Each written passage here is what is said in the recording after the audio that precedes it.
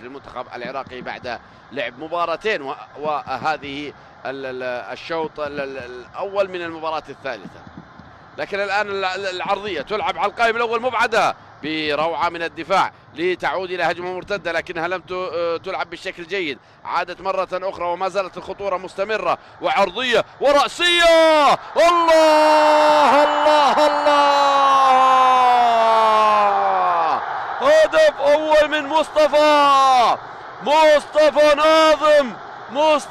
ناظم برأسية مرت من فوق أمان، والهدف الأول يأتي للمنتخب العراقي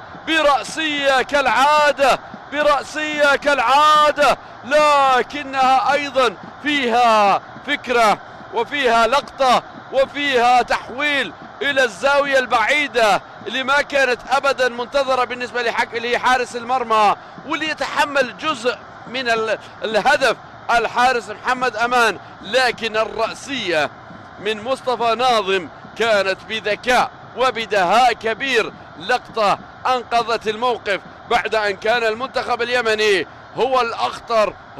المنتخب اليمني لهجمة مرتدة عن طريق أنس سالم، الضغط على أنس سالم يأتي بشكل قوي، واللقطة فيها استعراض وعرضية هذه المرة تلعب، والتحضير والهدف الثاني. الله، أمجد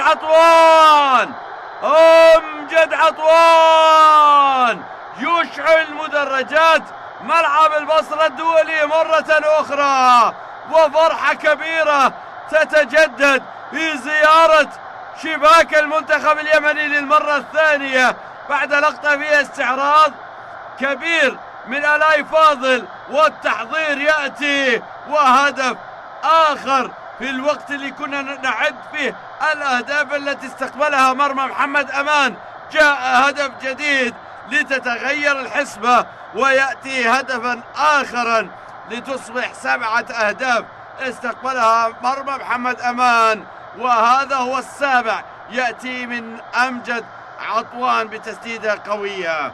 ميروسلاف غير سعيد بكل تأكيد بتأخر منتخب اليمن بهدفين مقابل لا شيء، كان عنده إيمان وكان عنده رؤية بأن المنتخب اليمني بإمكانه أن يعود مع مجريات، وهذه المباراة الثالثة يبحث من خلالها والهدف الأول لأيمن حسين، والهدف الثالث للعراق. 3 صارت للعراق في أكبر نتيجة حتى الآن تسجل في خليجي 25 في البصرة من نصيب المستضيف المنتخب العراقي. في لقطة كان من الممكن لمحمد أمان أن يتصدى لها، ما كانت تسديدة محكمة، ما كانت قوية، ما كانت بالسرعة الكافية، لكن محمد أمان أيضا لم ينجح في الحفاظ أو على الأقل أن يمنع. بدأ يدخل أجواء البطولة وبدأ يقترب من المباراة النهائية.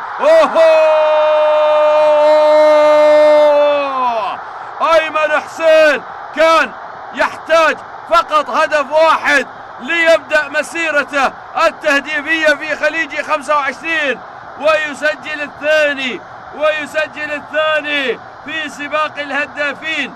سباق الهدافين اللي كان قبل تسجيل أيمن حسين من نصيب أحمد علاء الدين المهاجم القطري بهدفين، وكان هو الوحيد في خليجي 25 اللي عنده هدفين، أما البقية كانت بهدف واحد، إلى أن جاء أيمن حسين وسجل الثاني ليتساوى مع أحمد علاء الدين ويصبح الهداف لخليجي 25 حتى الآن بهدفين قابلة للزيادة من خلال مرمى المنتخب اليمني اللي استسلم وبدأ ينهار بعد أن كان متماسكا في المباراة.